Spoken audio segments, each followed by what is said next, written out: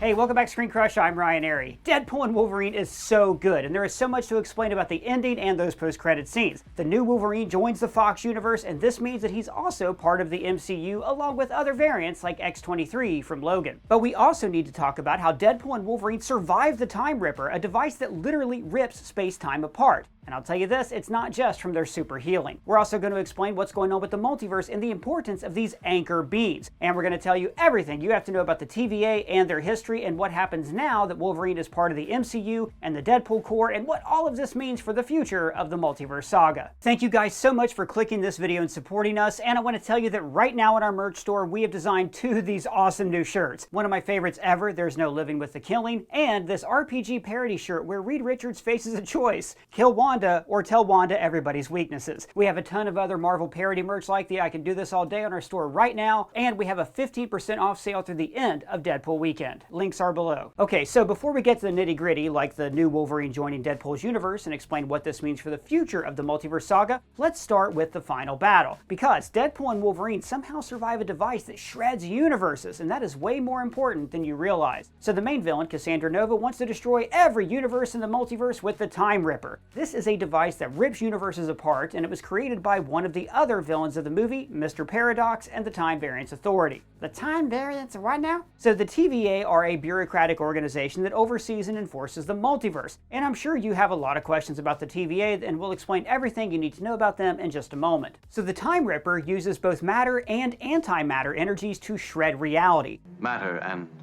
antimatter have a tendency to cancel each other out violently.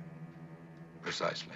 And to stop it, Deadpool sacrifices himself to save his universe, just like Spock in The Wrath of Khan. But this is a team-up movie, so Wolverine joins him because they must do it together. They succeed and save the Fox universe, and for a moment it seems like they both die. But somehow, their combined healing powers saved them. So how did they survive? Well, the easiest explanation is that somehow they heal each other with their shared regenerative abilities. So when Wolverine and Wade join forces to stop the Time Ripper, their matter unravels, and on the molecular level, their healing abilities regenerate them after the unraveling of the universe is stopped. But it's not that simple. See, there's a lot more going on. This isn't like healing from a gunshot wound or even an explosion. The Time Ripper literally rips apart time and space. It erases matter completely. Nothing would survive, not even bacteria. And we believe that the reason why Wade and Logan survive can only be explained by the new ideas that the movie introduces: multiversal anchors. By the way, I love these fetchy new decorations in the store. Hey, thanks, man. You know, I wanted to class the place up a bit. You can't have a video store without posters, but these are special metal posters from Displate that are durable and decorative. Metal posters? Did you forge them yourself in the fires of Mount Doom? No, these are made by Displate. They're the sponsor of this video. So you guys know, we have been talking about Displate here on the channel for years, and they are by far one of my favorite sponsors. Displate creates these unique metal posters that are more durable than canvas or paper.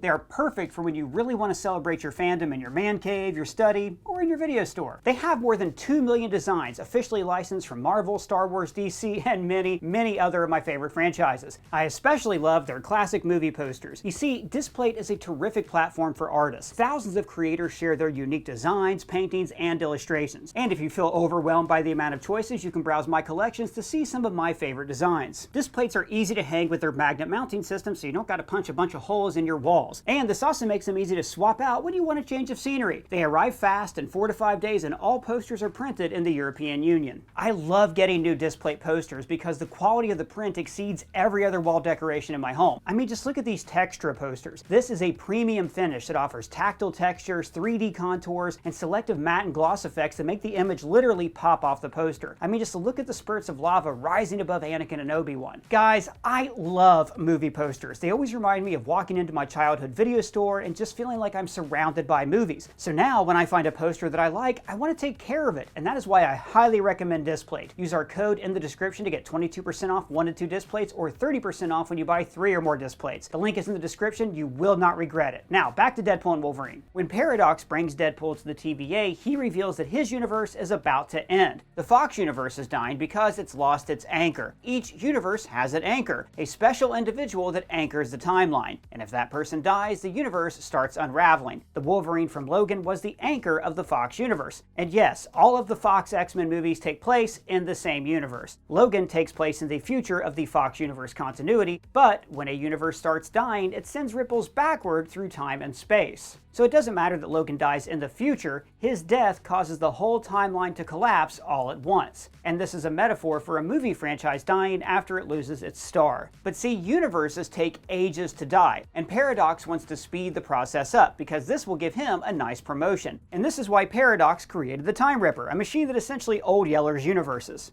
Some motherfuckers are always trying to ice skate uphill. So the anchors are going to be very important moving forward, and this might explain how Wade and Logan survive. After they save the Fox universe, they meet Hunter B-15. Now, she has now become a top-ranking member of the TVA. She reveals that not only has the Fox universe survived the time ripping, but it also has a new anchor. But the movie doesn't make it clear who the new anchor is. Since the universe is restored, Logan might once again be the anchor of this reality. Earlier in the movie, Paradox offers Wade a chance to join Earth-616. That is the main continuity of the MCU. Paradox tells Deadpool that the TVA higher-ups chose him because he's special, and he has an important role to play in the multiverse in the future, and it has something to do with avenging the sacred timeline. I am Marvel Jesus.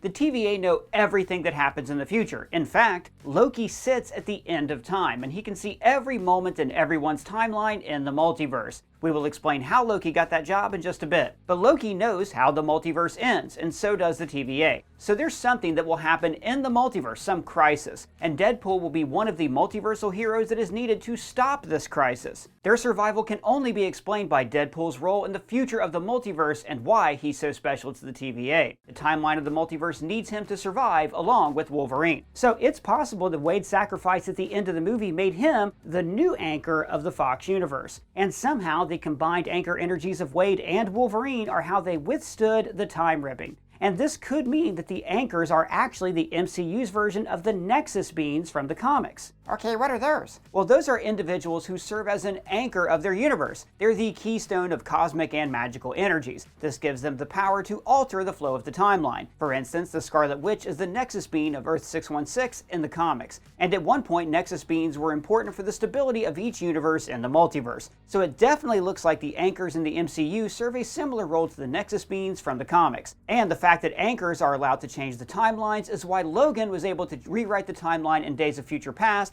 when we saw that normally in the MCU, for example, rewriting the timeline isn't possible. If you travel to the past, that past becomes your future, and your former present becomes the past, which can't now be changed by your new future. So our theory is that when Deadpool and Wolverine were being erased by the Time Ripper, the matter and antimatter energies created a singularity of probability. Deadpool somehow took on the role of the Fox universe anchor, and while they were inside this singularity, some of Logan's anchor energy was harnessed by the new Wolverine, and their combined anchor energies rewrote the timeline. And this also allowed them to survive because for a moment they negated all the antimatter energy of the Time Ripper. Now, there's more to the anchors, and we will expand on all of this in our theory portion later in the video, and how this all connects with what's going on in the multiverse. The biggest question that I'm sure you want to know is, what happens now that the new Wolverine variant has joined the Fox universe? So after the Fox universe is saved, the new Wolverine joins Wade's universe along with some other variants. And since this is the multiverse saga, Hugh Jackman will obviously appear in future MCU movies alongside Deadpool. Wolverine. You're damn straight it is. Disney brought him back. They're gonna make him do this till he's 90. If they make Deadpool 4 anytime soon, Deadpool could even reassemble X-Force. X-Force! X-Force. Wolverine and Deadpool are both key members of the team in the comics. So we could get an X-Force that includes Deadpool, Wolverine, X-23, Colossus, and maybe the returning Cable, Domino, and some others. I would pay good money to see Wolverine and Cable go at it. Let this man cook. X-Force also have some time travel adventures, so this could be a good direction for them to go in now that Wolverine is part of their universe. And of course, there's the X-Men. It's an established team in this universe, so this new Wolverine will surely join them after losing his own team and family in his universe. Scott used to beg me to wear this suit. So did Storm and Beast. But I couldn't have him thinking I wanted to be there. First of all, what does it mean for the original Logan? Now don't forget, this movie takes place before the events of Logan. That is the future of the timeline. So in theory, the original Wolverine is still alive in Deadpool's present. Oh yeah, I didn't think about that. So, did the ending of this movie erase the original Logan from existence, or does it mean that there are two Wolverine variants on the Fox timeline? I think that their actions created a new, branched timeline separate from the original Fox universe because of the rules of time travel. So my guess is that we are now looking at a branched timeline. That original timeline where Logan went off into the future and heroically died, that ending still exists. These timelines are so confusing. This is very similar to what happened after the time heist in Avengers Endgame. Every time the Avengers altered reality by taking an Infinity Stone, they created a branch in the timeline. And Deadpool is definitely the new anchor being of this new branched universe. But the lead here is that Hugh Jackman will officially join the MCU after this movie, and he will return as this Wolverine variant in future MCU movies, especially Avengers 5 and Secret Wars. But Wolverine will stick around in the Fox universe for a while to help Laura and the other variants settle into their new home. And yes, the grown-up Laura is part of the Deadpool continuity now. So that's the same Laura from Logan. Well, she has a similar story to the Laura from Logan, so it's probably her. But the point of the multiverse is there's an infinite number of her, so it really doesn't matter if this is the same one. And this also means that X-23 is now an extended part of the MCU. Now, the TVA have a crucial role in this movie, and judging by the ending, they will be important in the future of the multiverse saga. So let's explain the TVA. Welcome to the Time Variance Authority. I'm Miss Minutes, and it's my job to catch you up before you stand trial for your crimes.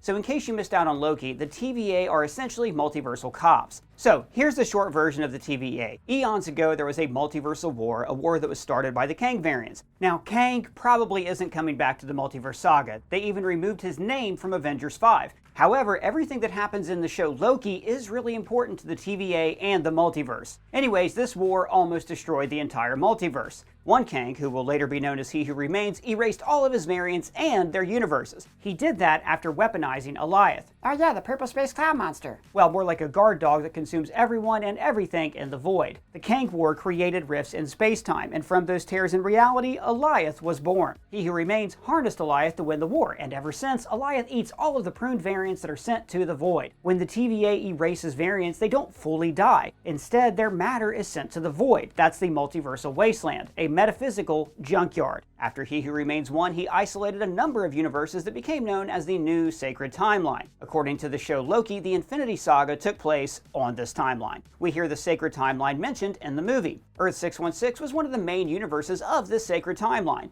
and it appears that now that there's a multiverse, Earth 616 is sort of being protected by the TVA. This might be because the multiverse branched from this one timeline, so it's kind of like the central nexus point of reality. The TVA were created to enforce the Sacred Timeline and prune any variants in universes that might branch it. So what's pruning again? Well, pruning means erasing a variant or a timeline from space-time. So what Paradox wants to do in the movie with the Time Ripper used to be standard practice for the TVA under its old management. Now, remember the time heist in Endgame when Loki escapes with the Tesseract? Uh-huh. Well, that Loki was captured by the TVA and then brought into their judges' chambers. Eventually, Loki and some other variants overthrow He Who Remains and kill him. But then the Sacred Timeline unravels into a new multiverse. And this is bad because, according to He Who Remains, the Kang variants will return, start another multiversal war, and reality will end. But He Who Remains created a failsafe that starts erasing all the new branches, restoring the Sacred Timeline. So Loki makes the ultimate sacrifice by giving life to the new multiverse as he sits at the end of time, powering and forever observing the multiverse.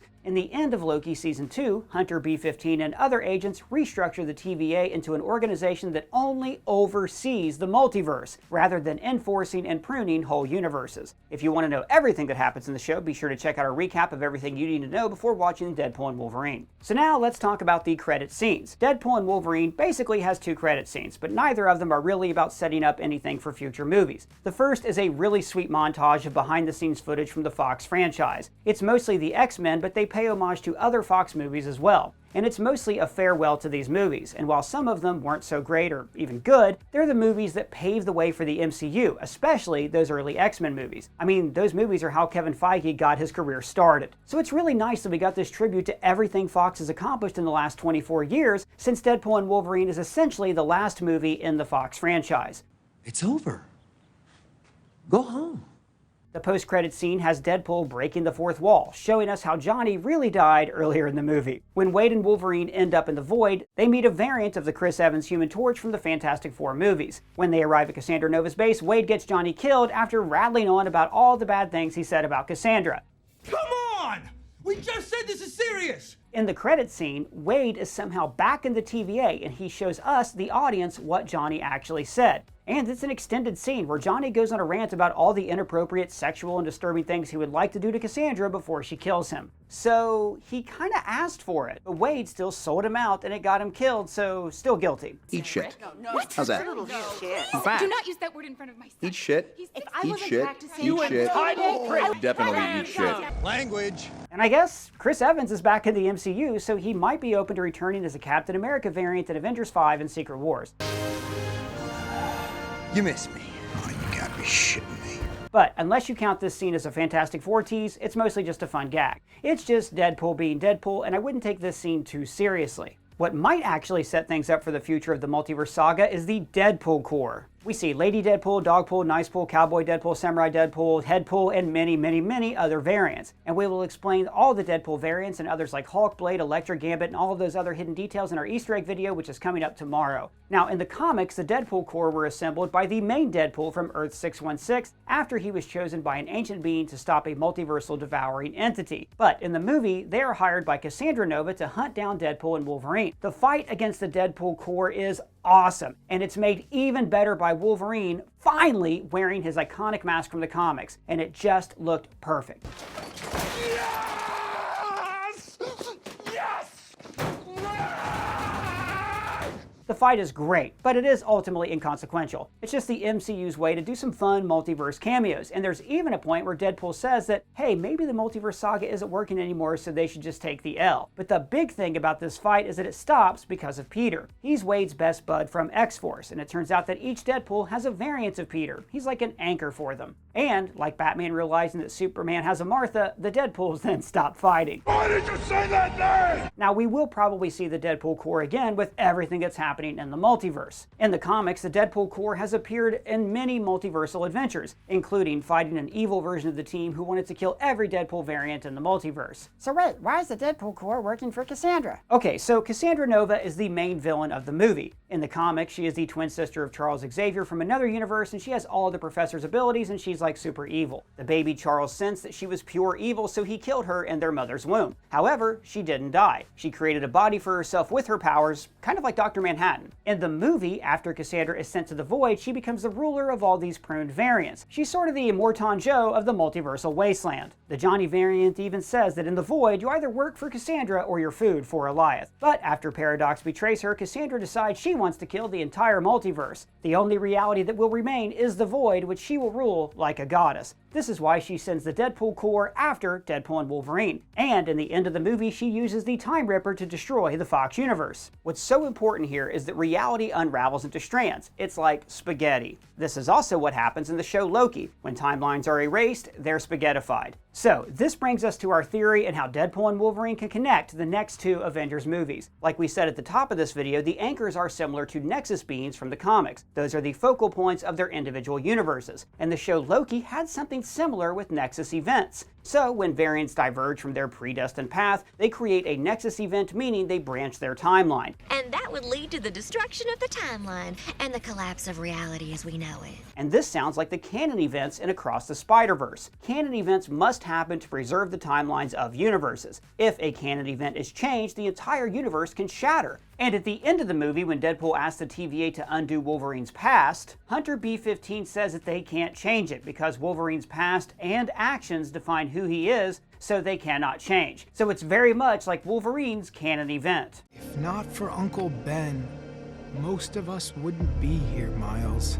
And canon events are like absolute points in time from the show What If. Like canon events, absolute points must occur, and if they change, the universe is destroyed. Without her death, you would never have defeated Dormammu and become the Sorcerer Supreme. If you erase her death, you never start your journey. In fact, Loki might be the explanation for the anchors. He's now the god of stories, and each universe has its own story. The anchors connect the roots of the multiversal tree as they shape the stories, meaning the timeline of each universe. So, once the anchor is removed, the story cannot continue and the universe starts dying. And anchors are connected to the canon events, Nexus events, and absolute points in time. They're all basically the same thing. And when Cassandra Nova destroys her universe, we see the spaghettification effect, like in the show Loki. And it looks like this is how the MCU is depicting the end of universes moving forward. Spaghetti.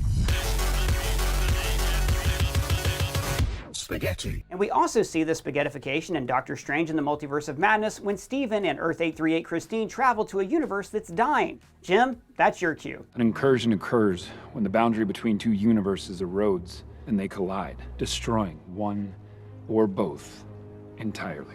Now, look at the buildings. All the structures are unraveling, just like the spaghettification effect from Loki. Remember, the reason why He Who Remains created the TVA and the Sacred Timeline was because of the Kang War that almost ended the multiverse. And in Quantumania, Kang the Conqueror speaks about his variants killing the multiverse because they're messing with time. Universes colliding, endless incursions.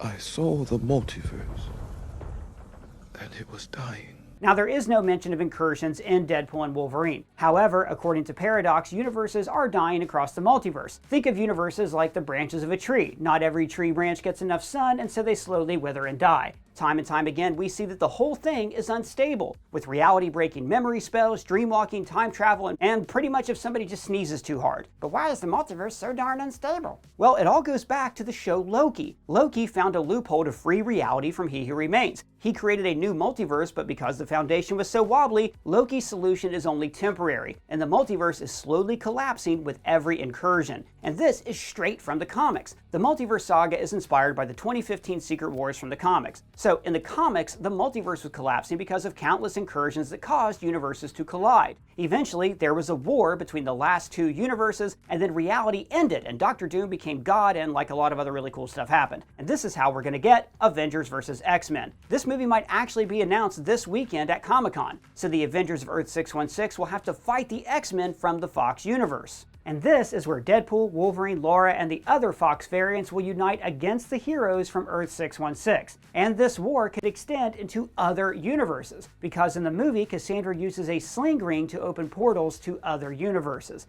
I mean, that alone is huge. That means that Doctor Strange could travel the multiverse if he would use his sling ring to travel to the Void and then to hop to different universes afterwards, which will bring in even more variants, like the original Avengers. And this will include other heroes like Tobey Maguire and Andrew Garfield. I guess I'll see you. See ya.